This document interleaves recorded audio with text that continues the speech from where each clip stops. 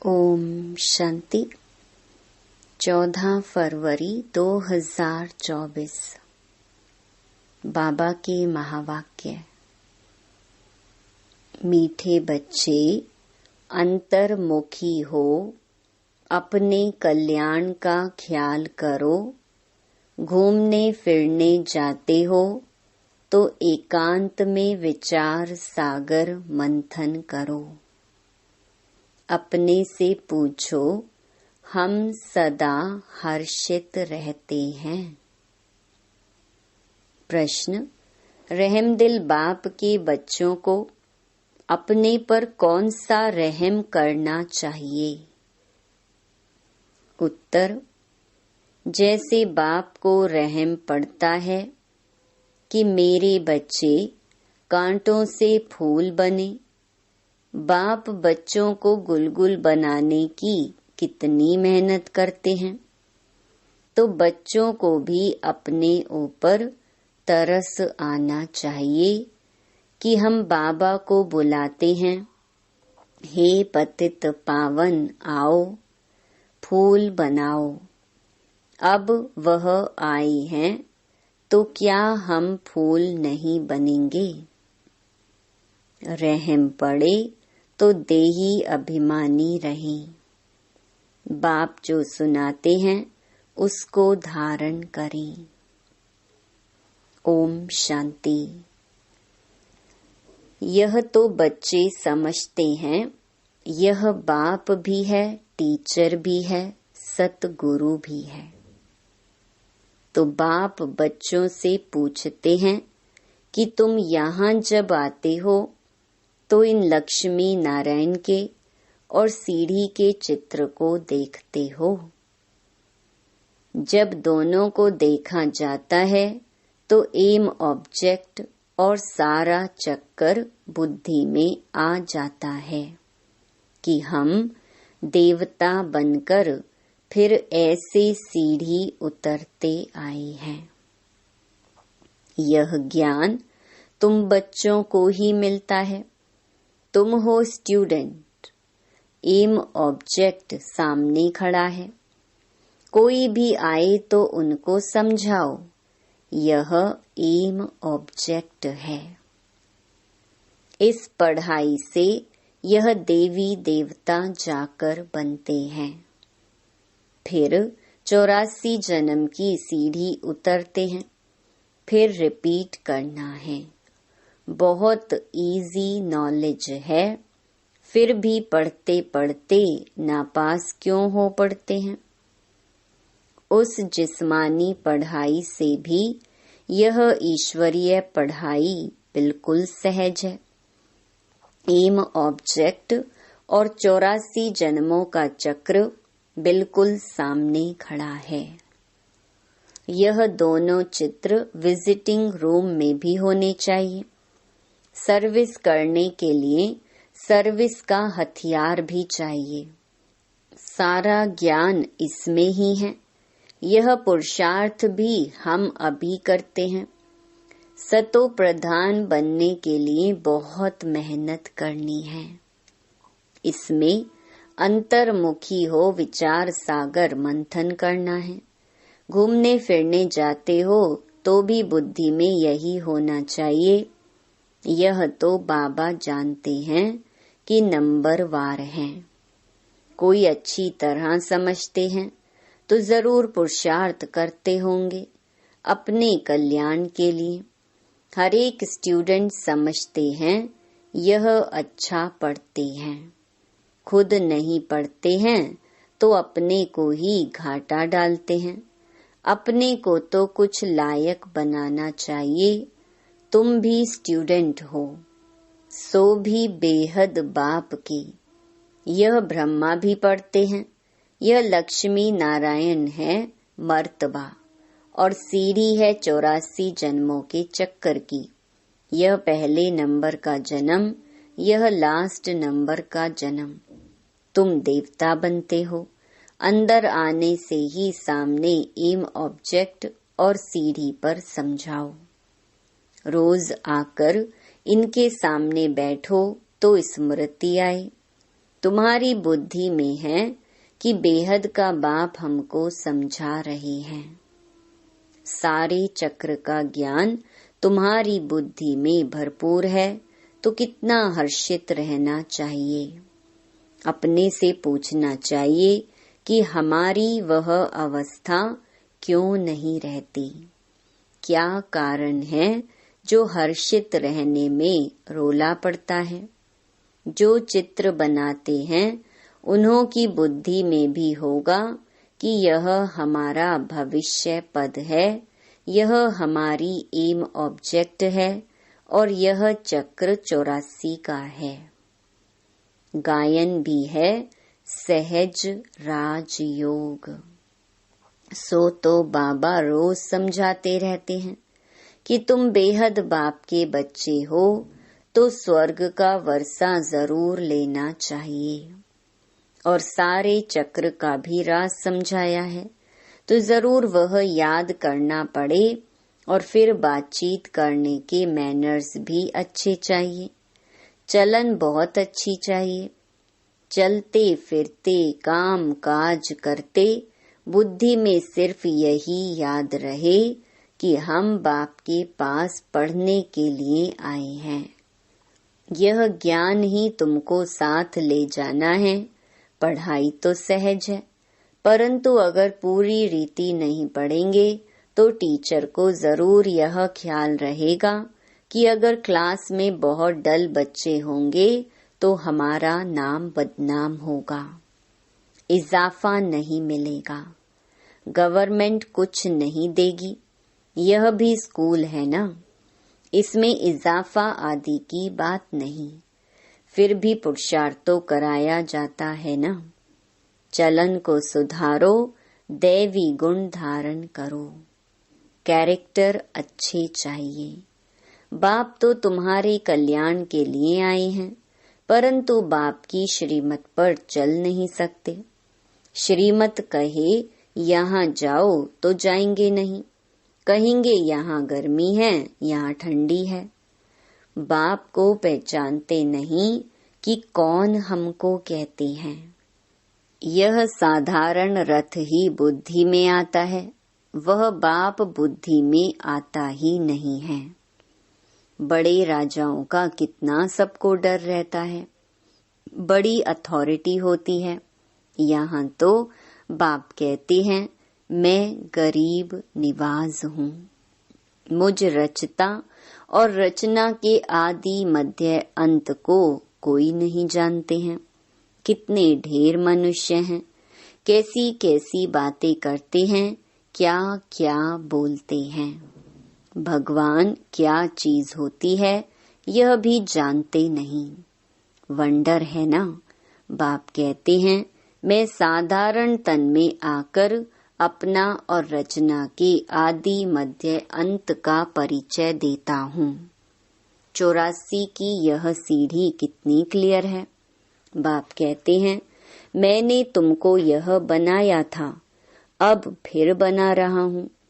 तुम पारस बुद्धि थे, फिर तुमको पत्थर बुद्धि किसने बनाया। आधा कल्प रावण राज्य में तुम गिरते ही आते हो, अब तुमको तमो प्रधान से सतो प्रधान जरूर बनना है। विवेक भी कहता है बाप है ही सत्य, वह जरूर सत्य ही बताएंगे। यह ब्रह्मा भी पढ़ते हैं, तुम भी पढ़ते हो। यह कहते हैं मैं भी स्टूडेंट हूँ, पढ़ाई पर अटेंशन देता हूँ। एक्यूरेट कर्मातीत अवस्था तो अभी बनी नहीं है। ऐसा कौन होगा जो इतना ऊंच पद पाने के लिए पढ़ाई पर ध्यान नहीं देगा। सब कहेंगे ऐसा पद तो जरूर पाना चाहिए। बाप के हम बच्चे हैं तो जरूर मालिक होने चाहिए। बाकी पढ़ाई में उतराई चढ़ाई तो होती ही है। अब तुमको एकदम ज्ञान का तंत सार मिला है। शुरू में तो पुराना ही ज्ञान था, धीरे धीरे तुम समझते ही आए हो। अभी समझते हैं ज्ञान तो सचमुच अभी हमको मिलता है। बाप भी कहते हैं, आज मैं तुमको गुह्य गुह्य बातें सुनाता हूँ। फट से तो कोई जीवन मुक्ति पा नहीं सकता, सारा ज्ञान उठा नहीं सकता। पहले यह सीढ़ी का चित्र थोड़े ही था। अब समझते हैं, बरोबर हम ऐसे चक्कर लगाते हैं। हम ही स्वदर्शन चक्रधारी हैं। बाबा ने हम आत्माओं को सारे चक्कर का राज समझा दिया है। बाप कहते हैं, तुम्हारा धर्म बहुत सुख देने वाला है। बाप ही आकर तुमको स्वर्ग का मालिक बनाते हैं। औरों के सुख का टाइम तो अभी आया है, जबकि मौत सामने खड़ा है। यह एरोप्लेन, बिजलियां आदि पहले नहीं थी। उन्हों के लिए तो अभी जैसे स्वर्ग है। कितने बड़े बड़े महल बनाते हैं, समझते हैं अभी तो हमको बहुत सुख है। लंदन में कितना जल्दी पहुंच जाते हैं, बस यही स्वर्ग समझते हैं। अब उन्हों को जब कोई समझाए कि स्वर्ग तो सतयुग को कहा जाता है, कलयुग को थोड़े ही स्वर्ग कहेंगे। नरक में शरीर छोड़ा तो जरूर पुनर्जन्म भी नरक में ही लेंगे। आगे तुम यह बातें नहीं समझते थे, अब समझते हो। रावण राज्य आता है तो हम गिरने लग जाते हैं, सब विकार आ जाते हैं। अभी तुमको सारा ज्ञान मिला है तो चलन आदि भी बहुत रॉयल होनी चाहिए। अभी तुम सतयुग से भी जास्ती वैल्यूबल हो। बाप जो ज्ञान का सागर है, वह सारा ज्ञान अभी देते हैं। और कोई भी मनुष्य ज्ञान और भक्ति को समझ ना सके। मिक्स कर दिया है। समझते हैं शास्त्र पढ़ना यह ज्ञान है और पूजा करना भक्ति है। तो अब बाप गुलगुल बनाने के लिए कितनी मेहनत करते हैं। बच्चों को भी तरस आना चाहिए कि हम बाबा को बुलाते हैं, पतितों को आकर पावन बनाओ, फूल बनाओ। अब बाप आए हैं तो अपने पर भी रहम करना चाहिए। क्या हम ऐसे फूल नहीं बन सकते? अब तक हम बाबा के दिल तख्त पर क्यों नहीं चढ़े हैं? अटेंशन नहीं देते। बाप कितना रहम दिल है।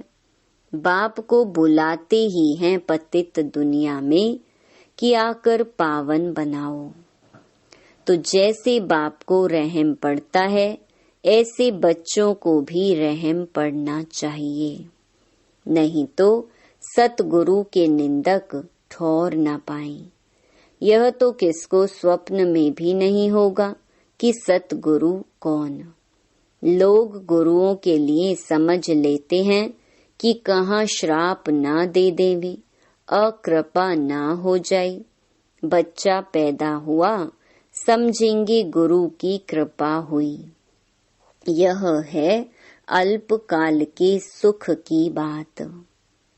बाप कहते हैं, बच्चे अपने पर रहम करो। देही अभिमानी बनो तो धारणा भी होगी। सब कुछ आत्मा ही करती है। मैं भी आत्मा को पढ़ाता हूँ। अपने को आत्मा पक्का समझो और बाप को याद करो। बाप को याद ही नहीं करेंगे तो विकर्म विनाश कैसे होंगे। भक्ति मार्ग में भी याद करते हैं, हे भगवान रहम करो। बाप लिबरेटर भी है तो गाइड भी है। यह भी उनकी गुप्त महिमा है। बाप आकर सब बतलाते हैं कि भक्ति मार्ग में तुम याद करते हो। मैं आऊंगा तो जरूर अपने समय पर। ऐसे जब चाहूं तब आऊं यह नहीं। ड्रामा में जब नोंद है तब आता हूँ। बाकी ऐसे ख्यालात भी कभी नहीं आते हैं।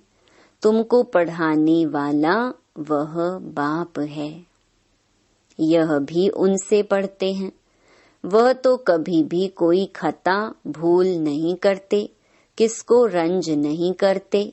बाकी सब नंबरवार टीचर हैं। वह सच्चा बाप तुमको सत्य ही सिखलाते हैं। सच्चे के बच्चे भी सच्चे, फिर झूठे के बच्चे बनने से आधा कल्प झूठे बन पड़ते हैं। सच्चे बाप को ही भूल जाते हैं। पहले पहले तो समझाओ कि यह सतयुगी नई दुनिया है या पुरानी दुनिया है। तो मनुष्य समझें, यह प्रश्न बहुत अच्छा पूछते हैं। इस समय सभी में 5 विकार प्रवेश हैं। वहाँ 5 विकार होते नहीं। यह है तो बहुत सहज बात समझने की, परंतु जो खुद ही नहीं समझते तो वह प्रदर्शनी में क्या समझाएंगे। सर्विस के बदले डिससर्विस करके आएंगे। बाहर में जाकर सर्विस करना मासी का घर नहीं है। बड़ी समझ चाहिए। बाबा हरेक की चलन से समझ जाते हैं।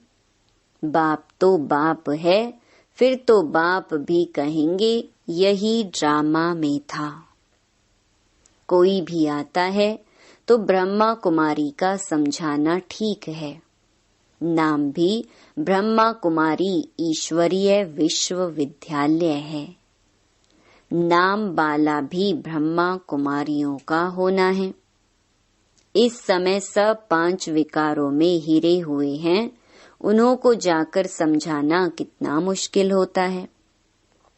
कुछ भी समझते नहीं हैं, सिर्फ इतना कहेंगे ज्ञान तो अच्छा है, खुद समझते नहीं हैं। विघ्न के पीछे विघ्न पड़ता रहता है, फिर युक्तियां भी रचनी पड़ती हैं। पुलिस का पहरा रखो, चित्र इंश्योर करा दो। यह यज्ञ है, इसमें विघ्न जरूर पड़ेंगे। सारी पुरानी दुनिया इनमें स्वाहा होनी है, नहीं तो यज्ञ नाम क्यों पड़े। यज्ञ में स्वाहा होना है। इसका रुद्र ज्ञान यज्ञ नाम पड़ा है। ज्ञान को पढ़ाई भी कहा जाता है। यह पाठशाला भी है तो यज्ञ भी है। तुम पाठशाला में पढ़कर देवता बनते हो, फिर यह सब कुछ इस यज्ञ में स्वाहा हो जाता है। समझा वही सकेंगे जो रोज प्रैक्टिस करते रहेंगे। अगर प्रैक्टिस नहीं होगी तो वह क्या बात कर सकेंगे। दुनिया के मनुष्यों के लिए स्वर्ग अभी है, अल्प काल के लिए। तुम्हारे लिए स्वर्ग आधा कल्प के लिए होगा। यह भी ड्रामा बना हुआ है। विचार किया जाता है तो बड़ा वंडर लगता है। अब रावण राज्य खत्म हो, राम राज्य स्थापन होता है। इसमें लड़ाई आदि की कोई भी बात नहीं। यह सीढ़ी देख लोग बड़ा वंडर खाते हैं। तो बाप ने क्या क्या समझाया है, यह ब्रह्मा भी बाप से ही सीखा है, जो समझाते रहते हैं। बच्चियां भी समझाती हैं। जो बहुतों का कल्याण करते हैं, उन्हों को जरूर जास्ती फल मिलेगा। पढ़े हुए के आगे अनपढ़े जरूर भरी ढोएंगे। बाप रोज रोज समझाते हैं, अपना कल्याण करो। इन चित्रों को सामने रखने से ही नशा चढ़ जाता है। इसलिए बाबा ने कमरे में यह चित्र रख दिए हैं। एम ऑब्जेक्ट कितनी सहज है। इसमें कैरेक्टर्स बहुत अच्छे चाहिए। दिल साफ तो मुराद हासिल हो सकती है। अच्छा, मीठे मीठे सिकिलधे बच्चों प्रति मात पिता बाप दादा का याद प्यार और गुड मॉर्निंग। रूहानी बाप की रूहानी बच्चों को नमस्ते। धारणा के लिए मुख्य सार। पहला, सदा स्मृति में रखना है कि हम बेहद बाप के स्टूडेंट हैं। भगवान हमें पढ़ाते हैं, इसलिए अच्छी तरह पढ़कर बाप का नाम बाला करना है। अपनी चलन बड़ी रॉयल रखनी है। दूसरा, बाप समान रहमदिल बन कांटे से फूल बनना और दूसरों को फूल बनाना है। अंतर्मुखी बन अपने व दूसरे के कल्याण का चिंतन करना है। वरदान, हलचल में दिल शिकस्त होने के बजाय बड़ी दिल रखने वाले हिम्मतवान भव। कभी भी कोई शारीरिक बीमारी हो, मन का तूफान हो, धन में या प्रवृत्ति में हलचल हो, सेवा में हलचल हो, उस हलचल में दिल शिकस्त नहीं बनो। बड़ी दिल वाले बनो। जब हिसाब किताब आ गया, दर्द आ गया, तो उसे सोच सोचकर दिल शिकस्त बन बढ़ाओ नहीं। हिम्मत वाले बनो। ऐसे नहीं सोचो हाय क्या करूं। हिम्मत नहीं हारो। हिम्मतवान बनो तो बाप की मदद स्वतः मिलेगी। स्लोगन, किसी की कमजोरी को देखने की आंखें बंद कर मन को अंतर्मुखी बनाओ। ओम शांति।